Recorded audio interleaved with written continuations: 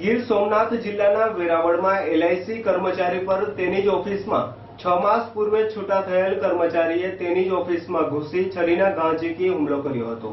ગીર સોમનાથ જિલ્લાના વેરાવળમાં 60 foot road પર વીમા એજન્ટનો તેના જ પૂર્વ કર્મચારીએ છરી વડે જીવલેણ હુમલો કરતા એજન્ટને સારવાર અર્થે વેરાવળની સિવિલ હોસ્પિટલ ખાતે ખસેડાયા છે। વેરાવળમાં એલઆઈસીની કન્સલ્ટન્સીની ઓફિસ ધરાવતા હિતેશ કાનાબાર સવારે રાબેતા મુજબ તેમની ઓફિસે ગયેલ હતા, ત્યારે તેનો પૂર્વ કર્મચારી હાર્દિક પરમાર વીમાના કામ અર્થે તેમની ઓફિસ પર આવેલ હતો। ત્યારે અચાનક જ હિતેશભાઈની પાછળ જઈ છરી વડે હુમલો કરી ઢોર માર મારેલ હતો।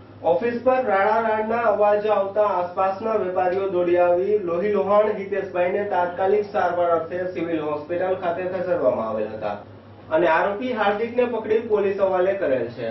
હાલ આ આરોપી જૂનાગઢ જેલમાં ધકેલાયો છે અને ભોગ બનનાર હિતેશભાઈ કાનાબાર વેરાવળ હોસ્પિટલમાં સારવાર લઈ રહ્યા છે, જ્યારે સમગ્ર ઘટના સીસીટીવી કેમેરામાં કેદ થઈ ચૂકી છે અને પોલીસે વધુ તપાસ હાથ ધરી છે। અહેવાલ ગીર સોમનાથથી મિતેશ પરમાર। સવારે 9:15 વાગે મારી ઓફિસમાં ખોલી, ત્યારે મારે પાસે 2-3 મહિના 3-4 મહિના પહેલા અગાઉ નોકરી કરેલો માણસ આવ્યો બુકાની બંધ, હાર્દિક પરમાર, એટલે આવીને બેસાડ્યો, એની વાતચીત કરી, કારણ કે મારી નોકરી કરી ગયો એટલે મારે એમાં કંઈ સંબંધ ખરાબ થઈને નહોતો નીકળ્યો, બેઠો ત્યાં અને વાતચીત કરી જનરલી।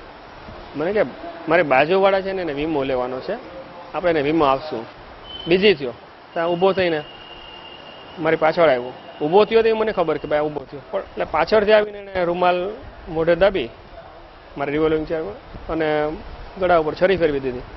ગુના નંબર ફર્સ્ટ 57/16 આઈપીસી 324 જીપીએટ 135 ની તપાસ મને મળેલ અને આ કામની તપાસ દરમિયાન વેરાવળ 60 ફૂટ રોડ ઉપર એલઆઈસીની જે ઓફિસ છે તેમાં